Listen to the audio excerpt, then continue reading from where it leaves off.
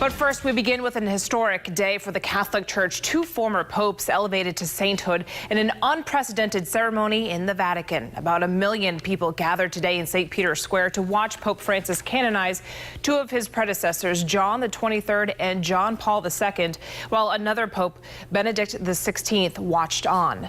Pope Francis says John the 23rd was a liberal pope who ushered the church into the modern era, while John Paul II was a conservative who fought for stricter adherence to the faith. We have in-depth coverage tonight, beginning with Eyewitness News reporter Jared Pleiner. He's live in Providence with the story of an aspiring local priest in Rome who was there at the ceremony this morning.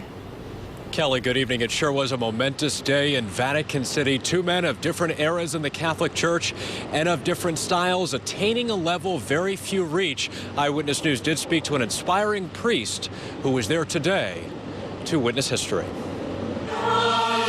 Pope Francis celebrating a special mass in St. Peter's Square Sunday, canonizing two of the most revered men to sit in his chair, Popes John the 23rd and John Paul II. Eyewitness News was the only local station to interview someone on the ground.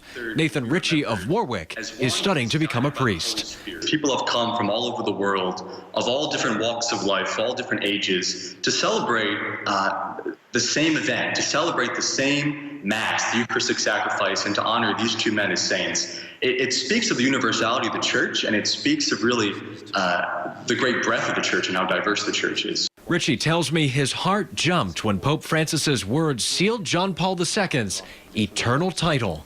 It was really an incredible moment, especially because John Paul II has had such a big impact on my life, particularly when I was considering a priestly vocation. I looked to him as such a big inspiration, as a witness of not only what it means to be a Christian, but in a very special way, what it means to be a priest.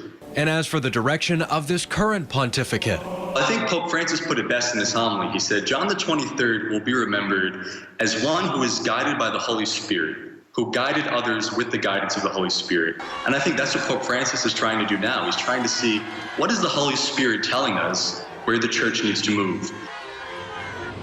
And Vatican Radio reports close to 1 million people in and around St. Peter's Square, another 500,000 across Rome watching on live video screens. Live outside the Cathedral of St. Peter and Paul tonight with the Providence Mobile Newsroom, I'm Jared Pleiter, Eyewitness News.